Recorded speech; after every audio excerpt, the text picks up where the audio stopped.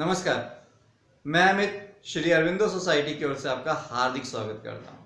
आज हम शिक्षा में शून्य निवेश नवाचार यानी ZIIEI कार्यक्रम के द्वारा संकलित किए गए एक रोचक नवाचार प्रश्न बैंक अर्थात क्वेश्चन बैंक को लेकर आए हैं। इसके लिए हमने उत्तर प्रदेश बोर्ड के कक्षा 2 के गणित विषय के पाठ क्रमांक 4 बिंदिया की दुकान लिया है। यह पाठ बिंदिया की दुकान में जोड़, घटाओ, घटाना, स्थानीय मान, अंकों को शब्दों में लिखना, शब्दों को अंकों में लिखना के बारे में बतलाया गया है।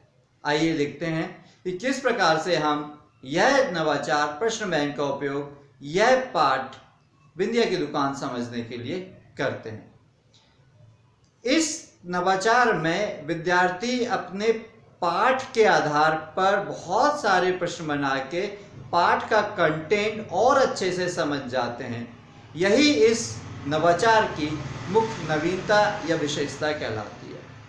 इस नवाचार के कारण न केवल विद्यार्थी पाठ की विषय वस्तु से रूबरू होते हैं, बल्कि बच्चों की सर्वांगीण विकास के लिए, बच्चों के होलिस्टिक डेवलपमेंट के लिए जो भी गुणों की आवश्यकता होती है, जैसे शिष्टाचार, अनुशासन, संप्रेषण कला, धैर्य, तार्किक शक्ति, कल्पना शक्ति, परस्पर सहयोग की भावना और व्यावहारिक कौशल, और ये सारे गुण बच्चों में धीरे धीरे आने लगते हैं इस नवाचार के कारण। तो आइए देखते हैं कि किस प्रकार से हम इस नवाचार का क्रियान्वयन अपनी कक्षा में कर सकते हैं। जिस दिन अपनी कक्षा में इस नवाचार का क्रियान्वयन किया जाना है, उससे पहले शिक्षक सुनिश्चित कर लेते हैं कि इस नवाचार का निर्माण, व्याख्या और समझाइश कक्षा में की जा चुकी हो। उसके बाद सारे विद्यार्थियों को 7 समूह में बांट दिया जाता है। हर समूह का एक प्रतिनिधि बना दिया जाता है।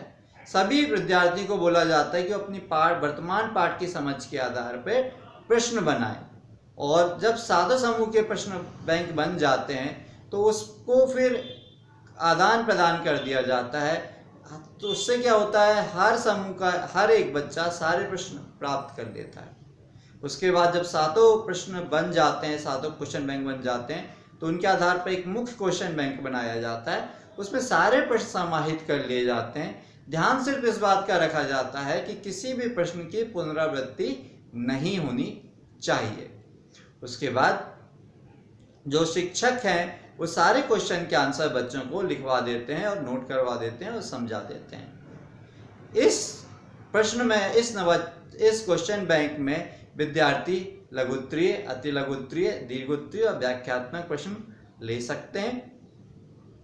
उदाहरण के तौर पर देखते हैं किस प्रकार से हम प्रश्न लिख सकते हैं। जैसे 69 को शब्दों में लिखो, या 273 को अंकों में लिखो, या फिर इस प्रकार से पूछ सकते हैं कि 243 का विस्तारित रूप लिखिए।